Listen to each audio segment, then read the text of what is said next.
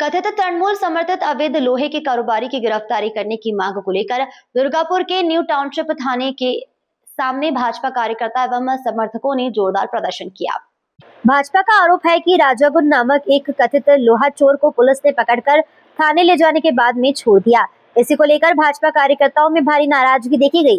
प्रदर्शनकारियों ने सवाल उठाया है कि आखिर जिस व्यक्ति पर अवैध कारोबार और चोरी के आरोप है, उसे हिरासत में लेने के बाद क्यों छोड़ दिया गया। भाजपा नेताओं और कार्यकर्ताओं ने आरोपी को दोबारा गिरफ्तार करने की मांग करते हुए थाने के सामने जमकर नारेबाजी की। 23 নম্বর ওয়ার্ডে একজন বিখ্যাত তোলাবাজ তৃণমূলের আমল থেকে তোলাবাজি করছে, যার নাম সুদীপ্ত গুণ, ডাকনাম রাজা। এই রাজার বিরুদ্ধে স্পেসিফিক এই তৃণমূল আমলে প্রচুর রিপোর্ট রয়েছে। বিভিন্ন অসৎ উপায় অবলম্বন করে সেখানে টাকা রোজগার করেছে।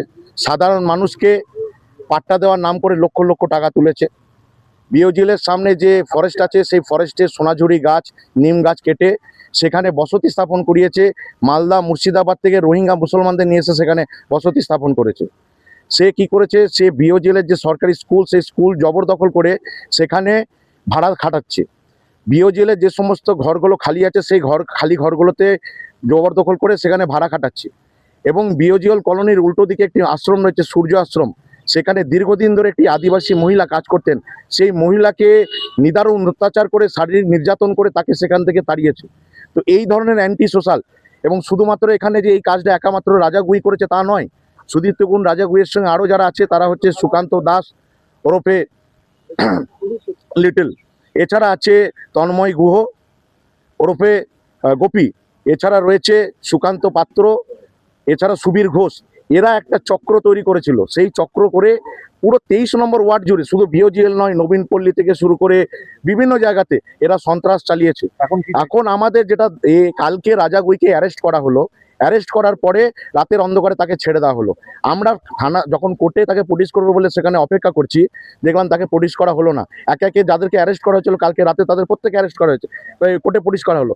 আমি এখানে এলাম, এসে যখন ওসিকে জিজ্ঞেস করছি যে কেন রাজা গুইকে এখনো পর্যন্ত আপনারা কোর্টে পুলিশ করলেন না, উনি আমাকে বলছেন যে রাজা গুইকে কি কোর্টে পুলিশ করতে হবে।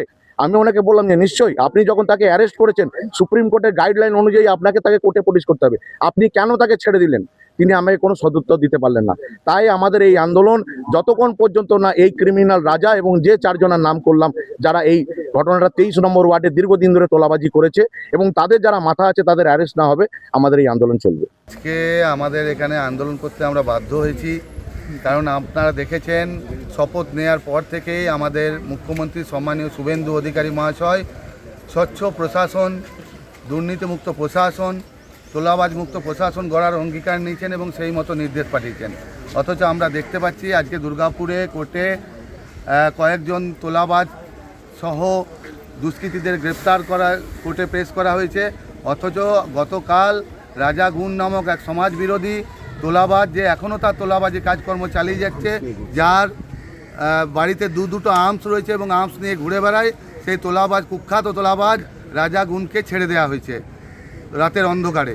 তো কী কারণে ছেড়ে দেওয়া হয়েছে তার আমরা সঠিক কারণ জানার জন্য আজকে আমরা থানায় জমায়েত হয়েছি, এবং ওসির কাছে সদর্থক उत्तर ना पाওয়া পর্যন্ত আমাদের আন্দোলন চলবে। भाजपा नेता ने चेतावनी दी है कि जब तक आरोपियों की गिरफ्तारी नहीं होती है तब तक उनका आंदोलन यूं ही जारी रहेगा। प्रदर्शन के दौरान थाना परिसर के बाहर काफी देर तक तनावपूर्ण स्थिति बनी रही।